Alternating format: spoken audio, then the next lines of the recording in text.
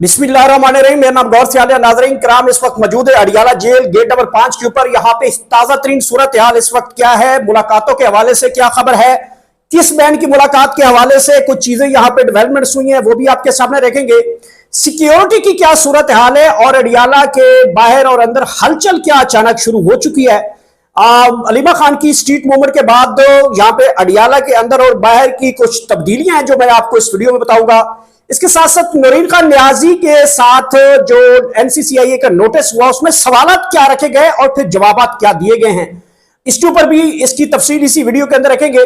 नागरिक, इसके अंदर एक बड़ी ब्रेकिंग न्यूज और बड़ी इंटरेस्टिंग न्यूज होगी और आपको सबसे पहले हम बताएंगे ये खबर, और आप इसके ऊपर बेशक आपका ये खबर हम बता रहे हैं और इस खबर के आप बेशक ताल्लुक रखें या ना रखें, लेकिन खबर बड़ी परफेक्ट है और इस वक्त तक मेरे ख्याल में किसी ने ये खबर आपको नहीं दी। मौलाना फजल रहमान और नवाज शरीफ के दरमियान गुफ्तगू क्या हुई है, कहां पे गुफ्तगू हुई है, कुत्ती चोरों के साथ कैसे मिली है, सब गोलमाल कैसे पकड़ा गया है, चौक चौराहे पे दोनों के दरमियान क्या गुफ्तगू हुई है, कहां पे हुई है, मौलाना को चाबी किसने दी है और इस चाबी का बेनिफिशियरी कौन बनना चाह रहा था, और नवाज शरीफ और मौलाना के दरमियान क्या क्या चीजें टाई अप हुई हैं और इदारों को बीच में लाकर सब गोलमाल कैसे बनाया गया। पूरी फिल्म पकड़ी है और ऐसी पकड़ी है कि जिंदगी में कभी आपको चस नहीं आएगी। इस वीडियो में जितनी मैं आपको बताने जा रहा हूं कि पूरा का पूरा तिया पाचा जो है ना मौलाना साहब का, जो बड़े जमहूरी बने फिरते हैं, बड़े इत्तेहादी बने पड़ते हैं, बड़े जिहादी बने पड़ते हैं, जनाब मियां शाप के साथ पकड़े गए हैं और मियां शाप के साथ सब कुछ मैंने वो चीजें जनाब पता कर ली है कि आप इसी वीडियो में दिखाता हूं आपको। आया नाज़रीन कराम, ये भी इसकी भी डिटेल आपके साथ इसी में रखेंगे और फिर एक और भी आपके साथ इसी के अंदर रखेंगे। एक वो पीले कपड़ों में खड़ी थी, उसका नाम है मरियम औरंगजेब। पीले कपड़ों में खड़े होकर ग्रीन बस से मरियम नवाज की शक्ल की बनाकर खड़े आप रावलपिंडी राजा बाजार में हैं, मुखातिब कश्मीरियों को हैं, वॉर यहां से खड़े होकर ले रहे हैं। अगर आपको कहीं बशें चाहिए तो फिर कश्मीरी हो, फिर मरियम नवाज जैसी बशें चाहिए तो आप वॉर भी दे। आप समझ तो गए हैं फिर क्या मैं कहना चाहता हूं, पीले कपड़ों वाली क्या कहती है, ग्रीन बसों के बारे में क्या कहती है, समझ जाए। इसकी डिटेल आपको बताता हूं जनाब। कश्मीरियों में हम जाने से पहले इनकी जो धुलाई है वो पहले उन्होंने एपिसोड दे दिया, जरा देख के जाए ना। ये तो कश्मीर, ये तो पंजाब से आगे कश्मीर के बॉर्डर की तरफ नहीं जाना चाहते। ठुस बटा ठुस, जितना गंद इस जमात के अंदर मैंने देखा, मैंने जिंदगी में इतना गंद नहीं देखा। बहरहाल इसकी तफसील आपके सामने रखेंगे। एक अच्छी खबर रिजवी बिरादरान के हवाले से, एक बुरी खबर भी रिजवी बिरादरान के हवाले से, दोनों पैरेलल खबरें हैं। उनके नाजरीन अक्सर मुझे कहते हैं कि आप हमारी खबर नहीं कहते, तो उनके लिए भी दो खबरें लेकर आए हैं, वो भी आपके सामने। लेकिन पहले जो है वो अडियाला की सूरत हाल के ऊपर आपको पूरा का पूरा जो है वो मंजरनामा बताते हैं कि अलीमा खान साहबा की स्ट्रीट मूवमेंट का इफेक्ट अडियाला के ऊपर क्या पड़ रहा है, अडियाला के बाहर क्या पड़ रहा है, और यहाँ की जो सिक्योरिटी की सूरत हाल है वो क्या है, नौरीन खान न्याजी की सूरत हाल क्या है, डॉक्टर उस्मा की जो है उनकी क्या सूरत हाल है, इसके ऊपर पूरी डिटेल इसमें बताते हैं। पहली खबर जो है अडियाला की जो सूरत हाल है, जो सिक्योरिटी की सूरत हाल है वैसी की वैसी, यहाँ पे नाके वैसे के वैसे हैं, यहाँ पे कैदियों वाली गाड़ियां वैसी की वैसी है, पुलिस की नफरियां वैसी की वैसी है, और इसके साथ साथ कंटेनर भारी ट्रक वगैरह वैसे के वैसे हैं। यहाँ पे जो सूरत हाल है बिल्कुल कोई उसमें तब्दीली नहीं लाई गई। हालांकि इमरान खान की बहनों की जानब से यह कहा गया था कि आइंदा कोई वर्कर यहां पे नहीं आएगा, ना किसी किस्म का हम धरना देंगे, और उसके बाद जो है वो धरना कॉल ऑफ कर दिए गए थे। पिछले मंगल को चूंकि अलीमा खान साहबा स्ट्रीट मूवमेंट के हवाले से बिजी हैं और फिर नौरीन खान न्याजी साहबा जो है वो और उनकी बहन जो है डॉक्टर उस्मा वो यहाँ पे पहुंची थी और उन्होंने भी कहा था कि हमने कारकुन को नहीं बुलाया बल्कि कारकुन खुद आते हैं। पाकिस्तान तहरीक इंसाफ के कारकुनान ये सोचते हैं कि क्योंकि लीडरशिप भी इमरान खान को छोड़ चुकी है, कंप्रोमाइज हो चुकी है, अब तो मौलाना के मौलवी भी कहते हैं, मौलाना के वकला भी कहते हैं शेम कि पाकिस्तान तहरीक इंसाफ के जो वकला हैं वो अपने लीडर के साथ जो है मुखलिस नहीं है, कंप्रोमाइज है, और इमरान खान को जेल में इन्होंने रखा हुआ है। इसके ऊपर जनाब अब कारकुनान ये सोचते हैं कि ना तो लीडरशिप आएगी और हम इमरान खान की बहनों को अकेला नहीं छोड़ेंगे। इसी वजह से कारकुनान की जो आमद का सिलसिला वो जारी भी है, कारकुनान के काफिले भी आ रहे हैं। और सूरत हाल क्या है, मुलाकातों के हवाले से कोई डेवलपमेंट होती है तो वो भी आपको बताएंगे जनाब इसी में। नूरीन खान न्याजी का केस जो है, नाज़रीन किराम, नूरीन खान न्याजी ने एक काले चैनल को इंटरव्यू दिया और उसमें उन्होंने कहा कि ये मैं समझती हूँ कि ये काट दीजिएगा क्योंकि ये इसको मैं ऑन नहीं करती। और काला चैनल जो है उसको 4 माह 5 माह जो है, बल्कि ज्यादा 1 साल उसको रखता है।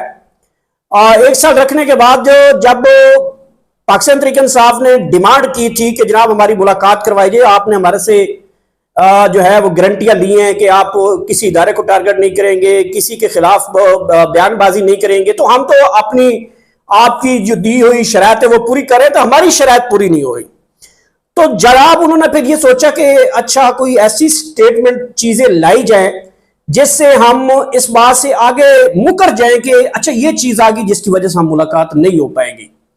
ये बात उस चीज का इंतजार कर रही थी। मैंने आपको बताया था ना कि महमूद खान अचकज़ई ने भी गारंटी दी और बैरिस्टर गौर ने भी गारंटी दी, अलामा राजा नासिर ने गारंटी दी, सुहेल अफरीदी ने भी गारंटी दी और फैमिली की तरफ से भी गारंटी दी गई कि हमारी मुलाकातें खोली जाए, हम किसी किस्म की किसी इदारे के ऊपर या फर्द वैद की शख्सियत को टारगेट नहीं करेंगे। ये खबरें तो आपको दे चुके हैं, बल्कि सब दे चुके हैं और गारंटी ये दी गई थी कि अब आपकी मुलाकातें खोली जाएंगी। पहले बुशरा की, फिर इमरान खान की खोली जाएंगी।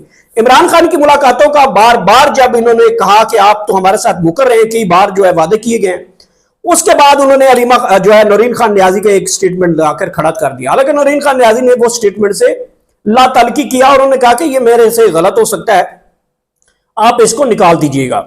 तो उन्होंने टाइम देखा कि अब क्योंकि पाकिस्तान तहरीक इंसाफ की बारी थी, वो अपनी शरायत मनवाने के लिए जोर डाल रही थी, तो उन्होंने फिर ये स्टेटमेंट उधर से निकलवा के डलवा दी। अब नूरीन खान न्याजी से सवालत क्या हुए और उन्होंने जवाबात क्या दिए, ये भी आपको इसी के अंदर डिटेल बताते हैं। लेकिन सूरत हाल यहाँ पे जो अडियाला की ये है कि बख्तरबंद गाड़ियां, कैदियों वाली गाड़ियां, जनाब वो सारी रूटीन, शेलिंग, पुलिस, डंडा सोटा, हर चीज जहां पे मौजूद है और कारकुनान की आमद का सिलसिला भी जारी है। मौसम बड़ा खुशगवार है, कारकुनान की आमद का सिलसिला भी जारी है और बड़ी तादाद में कारकुन यहाँ पहुंचेंगे। अलबत्ता लीडरशिप भी यहाँ पे 1-2 लोग जो है मेरे राब्ते में हुआ और वो यहाँ पे तशरीफ ला सकते हैं। नागरिक मुलाकात के चांसेस जो है वो 0/0 है यहाँ पे, क्योंकि अब उनके हाथ में एक नई चीज आ गई है कि नूरीन खान न्याजी जो है उनकी ये स्टेटमेंट, हालांकि उन्होंने 1 साल पहले गलबन दी होगी, तो इसकी वजह से मुलाकात मुश्किल है। अलबत्ता उस्मा जो है डॉक्टर उस्मा साहबा, उनकी मुलाकात के हवाले से कुछ चांसेस हुए तो वो भी आपके सामने रखेंगे अगर वो होती है मुलाकात।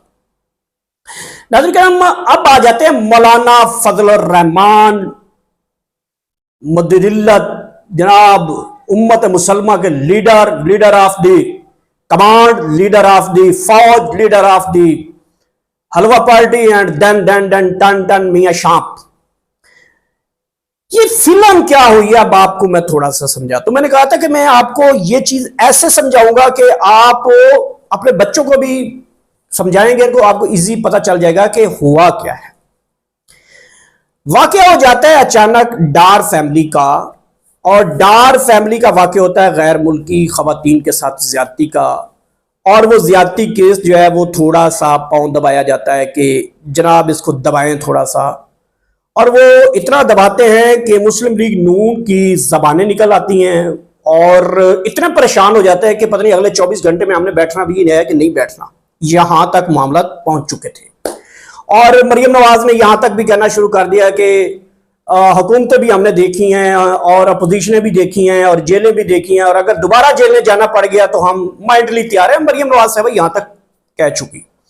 नवाज शरीफ साहब के वो क्लच प्लेटें धुएं मार गए थे और उन्होंने बड़े परेशान थे और डिप्रेशन में चले गए थे, और डिप्रेशन से निकलने के लिए वो फिर मरी चले गए और ठंडी हवा लेने लग गए और वहां पे बैठे, और जब वो मरी गए और वहां पे बैठ कर ये सारी चीजों को माइंड लेकर गए, वो कहते रहे 1 हफ्ता 1.5 हफ्ता जो है वो ज्यादा, मेरे ख्याल 1 हफ्ता चला है वो डार्क केस, तो उसमें वो परेशान हो गए थे पता नहीं अब अगला नंबर किसका आ रहा है। तो फिर क्योंकि ये बेटी भाई हैं दोनों, मैं वो नवाज शरीफ ने दाढ़ी नहीं रखी है, वो भी मौलवी, और इसने मौलवी ने दाढ़ी रखी हुई, फर्क कोई नहीं, दोनों का एक ही काम है कि पाकिस्तानी कौम को जो है किस तरीके से आपने बेवकूफ बनाना है, किस तरीके से वारदात डालनी है, किस तरीके से आपने टारगेट करना है, किस तरीके से आपने अपनी सियासत को बचाना है, कैसे आपने ब्लैकमेल करना है, कैसे आपने अपने आप को बचाना है, कैसे आपने आपस में मिली भगत रखनी है, कैसे आप अपने जनाब आपस में मामलात बढ़ाने हैं और कैसे आगे बढ़ना है। ये तो इन दोनों से बड़ा कोई कारीगर नहीं है, बड़े साइंसदान है, अरस्तू हैं, पता नहीं इनको अभी तक कोई सितारे जुर्रत, सितारे इम्तियाज, सितारे बेवकूफ बेवकूफ बनाने का कोई सितारा है तो वो बनाने का अभी तक कोई रिकॉर्ड किसी ने दिया। इमरान खान साहब से मैं रिक्वेस्ट करूंगा कि जब वो अगर इख्तिदार में आए तो इनको कौम को बेवकूफ और कौम को जहल बनाने का एक सितारा अलग से दोनों इन रहनुमाओं को, दोनों लीडरों को देंगे, क्योंकि ये बड़े ऐसे मासूम से वारदात डालते हैं कि अगले समझते हैं कि पता नहीं हुआ क्या है। अच्छा, मैं ये समझूं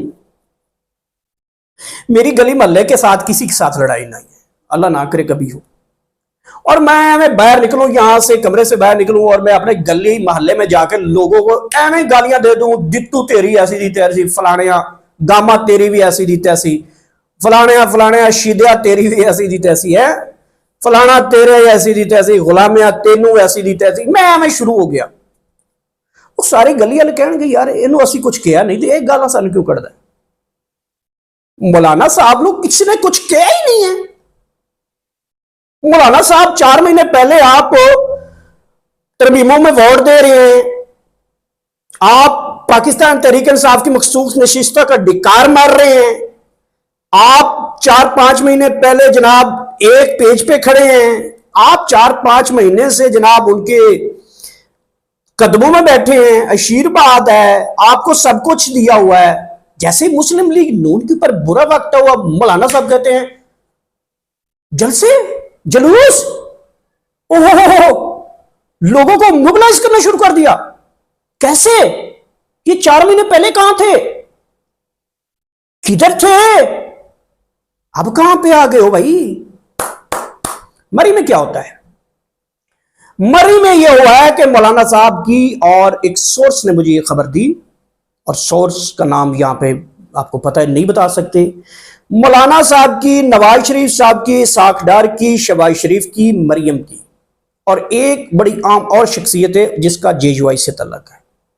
इनकी आपस में नवाज शरीफ के कहने के ऊपर एक ऐसी जगह पे कॉर्नर मीटिंग होती है, और उसमें नवाज शरीफ साहब ने कहा है कि देखिए मौलाना साहब अब हमारा बुरा वक्त शुरू हो रहा है और लग रहा है कि मामला दूसरी साइड पे जा रहे हैं, तो इसमें हम सबकी सर्वाइवल यही है कि हम कोई ऐसी वारदात डालें कि इस प्रेशर से निकलें।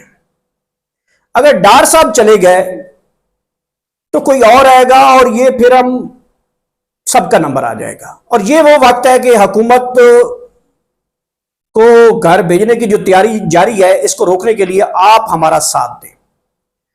फिर मौलाना साहब खाली तो साथ नहीं ना देते, पेट भी है, अल्लाह ताला ने रिज़्क़ का वादा भी किया हुआ है, बहुत कुछ चीजें हैं। मौलाना साहब ने फिर बिस्मिल्लाह पढ़ के उन्होंने कहा कि बिस्मिल्लाह रहमान रहीम, हम तुम्हारे साथ हैं और 3 साल हो गए हमने आपके खिलाफ कोई प्रोटेक्शन नहीं किया, हम मखसूस नशीस्तें मिलकर खाते हैं, तो मैं इनको देख लेता हूं। भाई शरीफ ने कहा हुक्म करो, आपके लिए जनाब पहले भी देगे हाजिर थी, आप बढ़िया देगे खोल देते हैं। और फिर देगे खोली तो मौलाना साहब ने देखा जी एडवांस मुझे 1 देग 2 देग 3 देग 4 देग दे दें, मैं जरा उनका टेस्ट भी करता हूँ और सैर सपाटे भी करता हूँ, चावल शावल खाऊंगा, गैस चैस होगी वो भी जरा मार्केट में छोड़ता हूँ, और यूं मौलाना साहब जो है फिर मार्केट में आ गए थे। वो जो डार केस था उसको रोकने के लिए और हुकूमत को घर भेजने की तैयारियों को रोकने के लिए मौलाना को किसने भेजा? बाऊजी ने। अच्छा, बाऊजी के चाबी मरोड़ने के बाद मौलाना साहब आ गए। मौलाना साहब अब तेरी ऐसी की तैसी, फलाना तुम भी ये करते थे, फलाना हम ये करेंगे, तुम ये करो, हमारे बाजू आजमाए हुए हैं, ये कर देंगे, हम वो कर देंगे, यूं कर देंगे।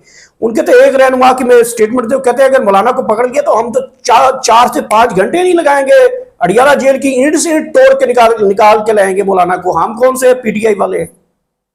यहां से थोड़ा सा आप अंदाजा लगाएं कि ये कितने जमहूरी लोग हैं। अच्छा, मौलाना साहब फिर बड़े जमहूरी भी बनते हैं, मैंने उनके वो कवरेज भी की है, आपने सारा देखा, मैंने सवालात भी रखे मौलाना फजल रहमान से, जब वो तकरीर करके बाहर आए तो मैंने उन्हें कहा था गिरफ्तार आपको करना चाहते, उसने कहा बाजू मेरे आजमाए हुए हैं। मैं और 2-3 सवाल करना चाहता था, वो गाड़ी में भाग के बैठ गए तो बच गए थे। मैंने ये भी पूछना था कि मौलाना साहब आप तकरीबन 3 सालों से ना मस्जिदों में जो बच्चे मरे हैं उनकी खातिर निकले, हाफिज कुरान के ऊपर गोलियां चली हैं, 1000 बंदा मरा है, आप उसके लिए नहीं निकले। इस हुकूमत ने एक पीस मुआहदा किया है एक शैतान मुल्क के साथ, आप उसके खिलाफ ही नहीं निकले। यहां पे मजलूमों के लिए डी चौक में, इस्लामाबाद में, हर जगह पे एक मजलूम मुल्क की आवाज, उनकी नस्ल कुशी हो रही है, उनके लिए लोग निकलते थे, लोगों को मार दिया जाता था, लोगों के हाथ से उस मुल्क का झंडा छीन लिया जाता था, आप तब भी नहीं निकले। आप 26वीं 27वीं तरमीमों के खिलाफ नहीं निकले। अदालतों के ऊपर जो है वो जजेस जो है वो गुलामी की जिंदगी गुजार रहे हैं, आप फिर भी नहीं निकले। पेट्रोल महंगा हुआ है, आप फिर भी नहीं निकले। बिजली महंगी हुई है, आप फिर भी नहीं निकले। अब डीजल महंगा हुआ है, आप फिर भी नहीं निकले। घरों में गोलियां, बच्चे, बुजुर्ग, औरतों के बाल पकड़े जा रहे हैं, आप फिर भी नहीं निकले। लाकानूनियत है, आप फिर भी नहीं निकले। अचानक तुम्हारे अंदर कैसा ये तुम निकले है भाई? हाँ मौलवी साहब पकड़े गए। यही चीजें मैं आपको बताना चाहता था कि इतना कुछ हुआ है, ये हुकूमत के खिलाफ एक कदम भी नहीं निकले। और मेरी वीडियोस उठा उठा कर देखे, मैंने मौलाना को भगो भगो के पूछा है कि भाई ये जुल्म हो रहा है, ये ज्यादती हो रही है, ये अदालतों के खिलाफ हो रहा है, ये साफियों के खिलाफ हो रहा है, ये मजलूमों के खिलाफ हो रहा है, ये कानून के खिलाफ हो रहा है, ये सब कुछ हो रहा है, आप कब निकलोगे? पहले तो आप यहां पे एक सफीर को निकालने के लिए यहां पे धरने देते थे, डीजल महंगे होने पे धरना देते थे, महंगाई होने पे धरने देते थे। अब 3 साल हो गए हैं, हुकूमत के खिलाफ कोई एक एहतजाज नहीं किया आपने। तो मौलाना साहब कहते थे बच्चों वाली बातें ना करें मेरे साथ, बच्चों वाली बात ने, बच्चे ने ऐसा तुम्हें पकड़ाया ना, बच्चे ने बच्चे ने तेरी मरी वाली सारी जो मीटिंग थी ना, वो देखें जो 4 पॉइंट तुम्हें मिली एडवांस में और बकाया अभी बाकी हैं, वो सारा तेरा तिया पाचा मैंने कौम के सामने रख दिया है। ये ड्रामाबाजी, ये मिली भगत, करो ना मुकदमा, हुकूमत करे मुकदमा। 4 दिन पहले टिशी बिशी करके आ गए, वो मौलाना ने शहीदों को ये कर दिया, मौलाना ने शहीदों के साथ ये कर दिया, मौलाना ने ये कर दिया, मौलाना ने ये कर दिया, मौलाना ने गलती कर दी। मौलाना जो है वो शहीदों के जूते के बराबर नहीं। नवाज शरीफ की बेटी वो क्या है, वो हिना परवेज भट्ट, मैं उसको इसलिए बेटी कहती हूँ, वो अपना बाप का दर्जा देती है।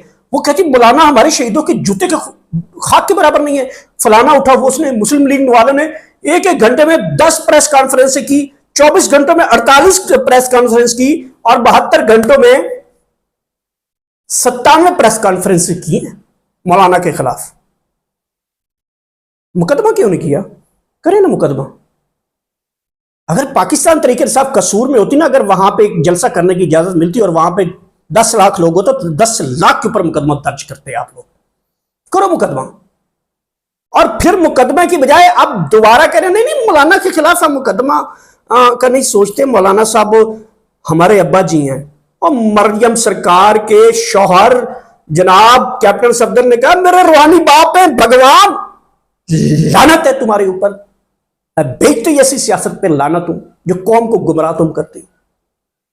ये गुमराह नहीं है तो और क्या है? और जो इनको फॉलो करके बैठे हुए हैं वो इंतहाई बेगैरत और घटिया लोग हैं, जिनको ये नहीं समझ आ रही कि पाकिस्तान के अंदर हो क्या रहा है। भाई आप 3-4 सालों में किसी एक इशू के ऊपर नहीं सड़कों के ऊपर आते, और बगैर इशू के आप सड़कों के ऊपर आ जाए, और ऐसे निकले कि हवा में निकल कर सबको गालियां देना शुरू कर दे, फलाना फलाना तुमने ऐसा कर दिया, तुमने ऐसा किया।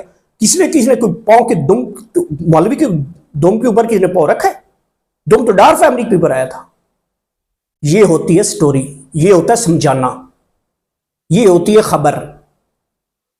नाज़रीन अगली खबर जो है वो अलीमा खान की है। अलीमा खान साहबा के बारे में मैंने आपको बता दिया है। सूरत हाल ये है कि अलीमा खान साहबा स्ट्रीट मूवमेंट के ऊपर मौजूद है, और अलीमा खान साहबा के हवाले से चीज़ें बड़ा स्ट्रिक्टली चल रही हैं, क्योंकि पाकिस्तान तरीके साहब को दबाना है, वो दब चुकी है, वो रजिस्ट नहीं करती। जिस तरह मौलाना खड़ा है, और मौलाना को पता है कि मेरे मदरसे के बच्चे हैं, मैं जब चाहूंगा सड़क पर बिठा सकता हूँ। पाकिस्तान तरीके साहब के पास ये पावर है, लेकिन लीडरशिप नहीं है। पाकिस्तान तरीके साहब चाहे तो पाकिस्तान के हर कोने में अपने लोग बैठा सकती है, लेकिन लीडरशिप नहीं है, क्योंकि लीडरशिप भागी हुई है, लीडरशिप कंप्रोमाइज है, इसलिए ये नहीं कुछ कर पा रहे।